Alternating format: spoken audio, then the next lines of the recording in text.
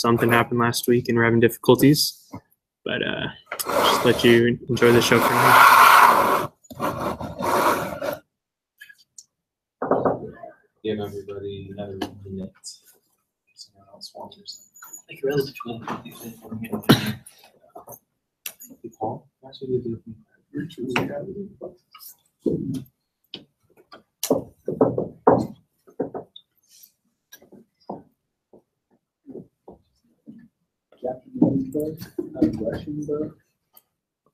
So, everybody, in the meantime, you go to codefights.com and just register an account.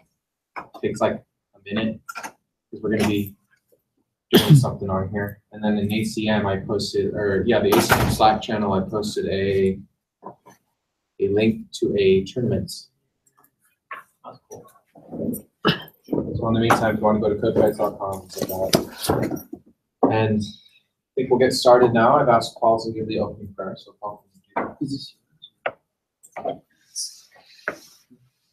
Dear Heavenly Father, we're thankful for this hour that has been given to us to have this society meeting. We ask the fathers, please help us as we go through with this coding competition. Help us that we might be able to utilize the skills that we have, and help us to continue to learn from one another, that we may be able to learn the best practices in computer science and IT. It will help us to be able to learn from one another and teach one another well. We say this in the name of Jesus Christ. Amen. Thanks. All right. So, welcome to ACM today, everybody.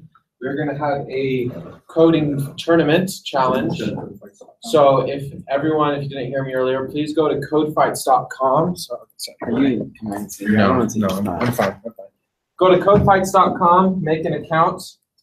The tournament is hosted there. The way the tournament works, you can pick any programming language you want to solve an algorithm problem. And you will be given a series of questions. We'll have a half hour. You can skip the questions, and I'll show you how you do that in a second. And each problem is ranked based on difficulty, and if you complete it, and if you complete it fast, you get a lot of points. If you complete an easier one, you obviously get fewer points. So whoever ends with the most points, whatever team it is, will get these high-end, really nice, you put your phone in them and you can have VR apps and look around. It looks really cool. That's first place. Second place team will get 2 pens and a ruler. Woo! Yeah. No, I'm sorry. This is a mechanical pencil and a pen and a ruler. There you go. So then I'm sure you can trade somebody VR headset for that. So that's what we're going to be doing. But first, Adam found us this video, and I wanted to show it. This is 7 steps to solving algorithm problems. This is the lady that wrote Cracking the Coding Interview. So she's a good source for this stuff. And this video will kind of help explain how you can approach these problems. This is also going to be extremely useful for interviews. If you're given an interview question, the way that she kind of lays out, this is how you should try to solve it. That's what interviewers are looking for. They're looking for you to have this kind of thought process. So pay good attention to this video. And then after that video, we will have the coding challenge. And again, I posted the link to the Code Fight in the ACM Slack channel. If anyone has any problems accessing that link and signing up for this code tournament, please let me know. And in the meantime, we will start this video and then we'll get underway. Hi, I'm Dan Dowell on the interview. Today we're going to cover 7 steps to solve algorithm problems.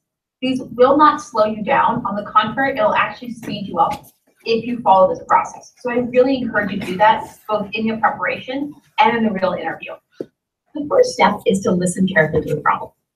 So generally speaking, every single detail in a question is necessary to solve that problem, either to solve it at all or to solve it optimally. So if there's some detail that you haven't used in the question in your algorithm so far, think about how you can put that to use, because it might be necessary to solve the problem optimally. Let me give you an example. You have 2 arrays, sorted and distinct. How would you find the number of elements in common between the two arrays? Well, a lot of people will solve this problem and they'll get kind of stuck for a while. And what they'll do is they'll be solving the problem and they'll know that the arrays are sorted, but they haven't actually used the fact that it's sorted. This sorting detail, it's not necessary to find an algorithm, but it is necessary to solve the problem optimally. So remember every single detail in the problem and make sure you use it. The second piece is to come up with a good example. So the last problem that I gave, two arrays stored and distinct, compute the number of elements in common. Most people's examples look like this. Yes, technically it fits the problem, but it's not very useful. As soon as you glance at this example, you notice that there's only one element in common and you know exactly what it is. And it's obvious because the example is so small and it's actually kind of a special case. A better example is something like this, much larger, and you've avoided some special cases. One of the easiest ways of improving your performance on algorithm questions is just make your examples larger and really avoid special cases. The third step is to come up with a brute force algorithm. Now, I'm not saying you need to go out of your way to come up with something slow. I'm really just saying, hey, if the first thing you have is only something really, really slow and terrible, that's okay. It is so much better to start off with something slow than to start off with nothing at all. So it's fine if your first algorithm is slow and terrible, whatever. However, and this is very, very, very important, I'm not saying to code the brute force. I'm saying just state your brute force algorithm, state its runtime, and then immediately go into optimizing. A good chunk of the time on an algorithm interview question will often be spent on optimizations. So that's step 4, and spend some good time on it. Then, once you have an optimal algorithm, or you're ready to start coding, take a step back and just make sure you know exactly what you're going to do in your code. So many people code prematurely, and they aren't really, really comfortable with what they're about to do, and it ends in disaster. An 80% understanding of what you're about to write is really not enough for a whiteboard, especially. So take a moment and walk through your algorithm, make sure you know exactly what you're about to do. Step 6 is to start coding. And I'm going to go into this in a bit of detail. So a couple of things to keep in mind, particularly when you're coding on a whiteboard. The first couple tips are kind of whiteboard specific, but try to write your lines straight. I'm not going to be judging you on your handwriting and things like that, but when people start writing their lines at sharp angles, they start to lose track over whether this if statement is under this for loop or not. The second thing is use your board space wisely. If you don't need stuff up on the board anymore, just erase it, try to write in this top left corner, etc. Basically give yourself as much space as you possibly can to write your code. If you do run out of space though, it's okay to use arrows, that's fine. I'm really not going to be judging you on this kind of stuff. Some more important things. Coding style matters, even on a whiteboard, but on a computer as well. So that means things like braces, naming conventions, are you using camel case or underscores, things like that. Those kind of style things absolutely matter. I'm not that concerned over which style you pick. I don't care if you write braces on the same line as the next line, but I do care a lot that you have a style and you stick to it. So be consistent in your style. When it comes to variable names, yeah, I know it's annoying to write long variable names on a whiteboard, but descriptive variable names are important to good style. So one compromise here is write the good descriptive variable name first, and then just ask your interviewer, hey, is it okay if I abbreviate this the next time? So that'll be a nice little compromise. You show that you care about good variable names, but you also don't waste a lot of time. Last thing I want to talk about is modularization. Modularize your code up front, and just any little conceptual chunks of code, push that off to another function. So suppose you have 3 steps in your algorithm, process the first string, process the second string, and then compare the results. Don't start writing these for loops that walk through each string from the very beginning. Instead, write this overall function that wraps these 3 steps. So step 1, step 2, step 3, and then start drilling in and going into all the details there. Remember, any conceptual chunks of code, push those off to other functions. Don't write them in line. Then, once you're done with the coding, you have to start testing your code. One of the mistakes that a lot of people do here is they take their big example from step 2 and throw that in as a test case. The problem with that is it's very large, so it'll take you a long time to run through. But also, you just use that to develop your code. So if there's an oversight there, the problem will probably repeat itself here. What's a better step to do, what's a better process to do, is just walk through your code line by line and just think about each line up front. Not with the test case, but just consider, is it really doing the right thing? Double check anything that looks weird. So for loops that decrement instead of increment, Any math at all is a really common place for errors. Just look at your code analytically and think, what are the most likely places for errors to be? And double check those. Then, once you start with actual test cases, start with small test cases rather than big ones. Small test cases work pretty much as effectively as big test cases, but they're so much faster to run through. And in fact, because they're faster, people tend to be much more thorough. So you're much more likely to actually find bugs with small test cases than big test cases. So start with small test cases, then go into edge cases after that, and then if you have time, maybe throw in some big test cases. A couple last techniques with testing. The first one is make sure that when you're testing, you're really thinking about what you're doing.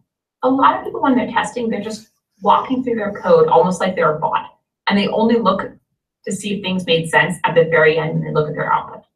It's much better to really think as you're testing. This way you find the bug as soon as it happens rather than 6 lines later at the very bottom. The second thing is when you're testing, make sure that you're actually testing your code and not your algorithm. An amazing number of people will just take their example and just walk through it again as though they're just walking through their algorithm, but they're never even looking at their code. They're not looking at the exact calculations their code actually did. So make sure that you're really testing your code. Then the last thing is when you find a bug, don't panic. Just really think about what caused the bug. A lot of times people will panic and just try to make the first fix that fixes it for that output, but they haven't really given it some thought. And then they're in a much worse position. Because if you make the wrong fix to your code, the thing that just fixed the output but didn't fix a real bug, you've not fixed the actual bug. You've made your code more complex. And you potentially introduced a brand new bug, and you're in a much worse position. It's much better to just, when you find the bug, it's okay. It's not that big of a deal to have a bug. It's very normal. Just really think through where the actual bug came from. So now that you've seen these 7 steps, I really encourage you to follow this process on new questions, both in your preparation as well as in the actual interview. Good luck. Find that video on HackerRank.com in the Hacker for the interview section. Right here to be exact. All right. So now that we watched that, see if you have already registered. And has anyone had any problems registering for this yet? Codefights.com, you're registered for that, and then the link to the fight is on ACM. Also, who here is not comfortable with their coding ability and feels like they would like to have a partner? No shame. No shame in Alberto. All right. You. Okay, Rick, keep your hands up, please. Are we doing teams? Or we're going to do teams. I'm going to try to pair up the people who feel more confident in their coding. Okay. So if you feel confident in your coding ability, please raise your hand. And everyone who had raised their hand previously, try to match up with someone who is raising their hand. I might not be No, just sign up for Code Fight, and then the link to this tournament will be in the ACM Slack. I'm not on the ACM Slack. Okay. I thought that's what we did. On the BYU-I Computer Science Slack, Yes. it is a channel in there. Yeah. If you just go to channels on the sidebar and search for ACM, It'll pop up. it should be the first one. Okay. Thank you, Brooke. Thank you. So yeah, please, if you feel like you would like to have a teammate, go ahead and pair up with somebody so you can have that teammate. And don't worry, yes? How do I put this? I guess not, but you're encouraged to. I'm just trying to give the younger coders somebody to kind of so they can, they're actually getting something from this. And don't worry, you will get whoever's on the team, both of you will get a VR headset. All right. So pair off if you need to. Don't be shy. Did the online students get the link? Are you looking for someone? Do you know if you got the link? I have the link, yeah. No, the online students. Sorry? Oh, yeah, partner still. Do you need an experienced partner or a not as experienced partner? Not as experienced. You could go with him. Sorry, do you want to go with him? Okay, so who else needs a partner? So yeah, everyone, if anyone's watching online, you're definitely more than welcome to join into the tournament. Go to the BYU Slack page or computer science Slack page, go to the ACM part, and it should be there at the thing, or there should be a link to register for it up there. If you have any questions, put something in the comments, message me on Slack. Hopefully I'll be able to get to you. Tonight at 6 to 7:30 I'm going to log p.m., out 6 p.m. so I 7:30 can use my STC computer. 320A, So Utah State is giving a presentation on their MBA program, a business master's. So if you're interested in getting your business master's out of Utah State, they're giving a presentation at STC 320A at 6 p.m. If you have more questions about that, you can come ask me. Cool. So we'll program the rest of the time, right? Pretty much. We have 10 more minutes at the end of the class to see who won. And has anyone had any trouble signing up? Adios.